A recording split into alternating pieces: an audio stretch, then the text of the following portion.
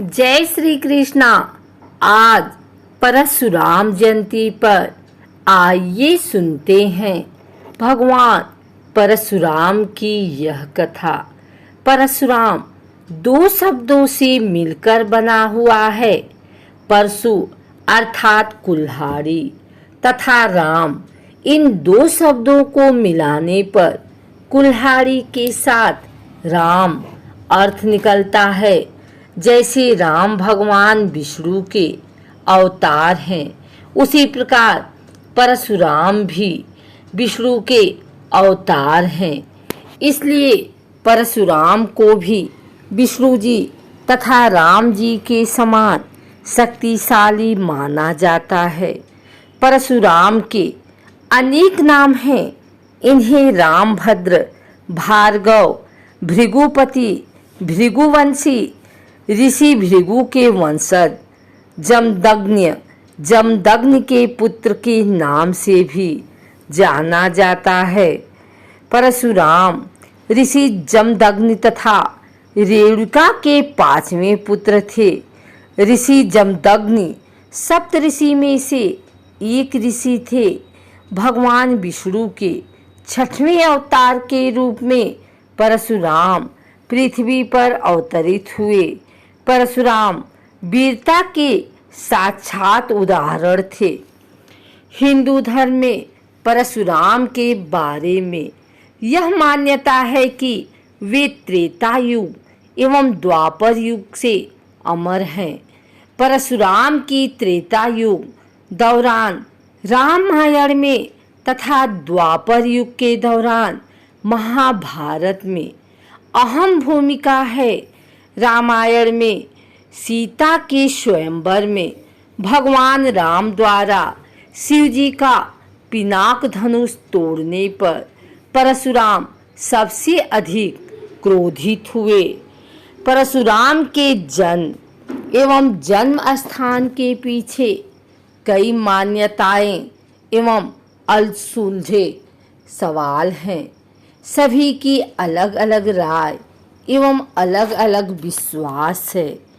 एक और मान्यता के अनुसार मध्य प्रदेश के इंदौर जिले के पास स्थित महू से कुछ ही दूरी पर स्थित जाना पांव की पहाड़ी पर भगवान परशुराम का जन्म हुआ था। यहाँ पर परशुराम के पिता ऋषि जमदग्नि का आश्रम था। कहते हैं कि प्राचीन काल में इंदौर के पास ही मुंडी गांव में स्थित रेणुका पर्वत पर माता रेणुका रहती थी। एक और मान्यता के अनुसार रेणुका तीर्थ पर परशुराम के जन्म के पूर्व जमदग्नि एवं उनकी पत्नी रेणुका ने शिव जी की तपस्या की। उनकी तपस्या से प्रसन्न होकर शिव जी ने वरदान दिया और स्वयं विष्णु ने रेणुका के गर्भ से जमदग्नि के पांचवें पुत्र के रूप में इस धरती पर जन्म लिया। उन्होंने अपने इस पुत्र का नाम रामभद्र रखा। परशुराम के अगले जन्म के पीछे बहुत सी दिलचस्प मान्यता है। ऐसा माना जाता है कि वे भगवान विष्णु के 10वें अवतार में कल्कि के रूप में फिर एक बार पृथ्वी पर अवतरित होंगे। हिंदुओं के अनुसार यह भगवान विष्णु का धरती पर अंतिम अवतार होगा। इसी के कारण इनके साथ कलयुग के समाप्ति होगी। परशुराम सप्तऋषि जमदग्नि और रेणुका के सबसे छोटे पुत्र थे। ऋषि जमदग्नि के पिता का नाम ऋषि ऋचिका तथा ऋषि ऋचिका प्रख्यात संत भृगु के पुत्र थे। ऋषि भृगु के पिता का नाम च्यावड़ा था। ऋचिका ऋषि धनुर्वेद तथा युद्ध कला में अत्यंत निपुण थे। अपने पूर्वजों की तरह ऋषि जमदग्नि भी युद्ध में कुशल योद्धा थे। जमदग्नि के पांचों पुत्रों वासु, विश्वा, वासु, बृहद्युम्न, वृत्रवन तथा परशुराम के परशुराम ही सबसे कुशल एवं निपुण योद्धा एवं सभी प्रकार के युद्ध कला में दक्ष थे। परशुराम भारद्वाज एवं कश्यप गोत्र के कुल गुरु भी माने जाते हैं।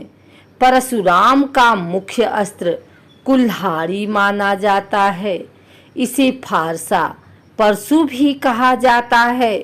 परशुराम ब्राह्मण कुल में जन्मे तो थे, परंतु उनमें युद्ध आदि में अधिक रुचि थी। इसीलिए उनके पूर्वज च्यावड़ा भृगु ने उन्हें भगवान शिव की तपस्या करने की आज्ञा दी। अपने पूर्वजों की आज्ञा से परशुराम ने शिव जी की तपस्या कर उन्हें प्रसन्न किया। शिव जी ने उन्हें वरदान मांगने को कहा। तब परशुराम ने हाथ जोड़कर शिव जी की वंदना करते हुए शिव जी से दिव्य अस्त्र तथा युद्ध में निपुण होने की कला का वर मांगा। शिव जी ने परशुराम को युद्ध कला में निपुणता के लिए उन्हें तीर्थ यात्रा की आज्ञा दी। तब परशुराम ने उड़ीसा के महेंद्रगिरी के महेंद्र पर्वत पर शिव जी की कठिन एवं घोर तपस्या देखी। उनकी इस तपस्या से एक बार फिर शिव जी प्रसन्न हुए। उन्होंने परशुराम को वरदान देते हुए कहा कि परशुराम का जन्म धरती के राक्षसों का नाश करने के लिए हुआ है। इसीलिए भगवान शिव जी ने परशुराम को देवताओं के सभी शत्रु, दैत्य, राक्षस तथा दानवों के मारने में सक्षमता का वरदान दिया। परशुराम शिव जी के उपासक थे। उन्होंने सबसे कठिन युद्ध कला कलारियापट्ट की शिक्षा शिव जी से ही प्राप्त की थी। शिव जी की कृपा से उन्हें कई देवताओं के दिव्य अस्त्र शस्त्र भी प्राप्त हुए थे। विजया उनका धनुष कमान था जो उन्हें शिव जी से प्रदान किया था। अगर आपको हमारी वीडियो अच्छी लगी हो तो इसे लाइक करें, कमेंट करें, शेयर करें।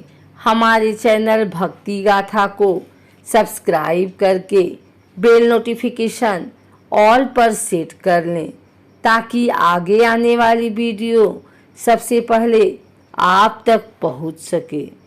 धन्यवाद।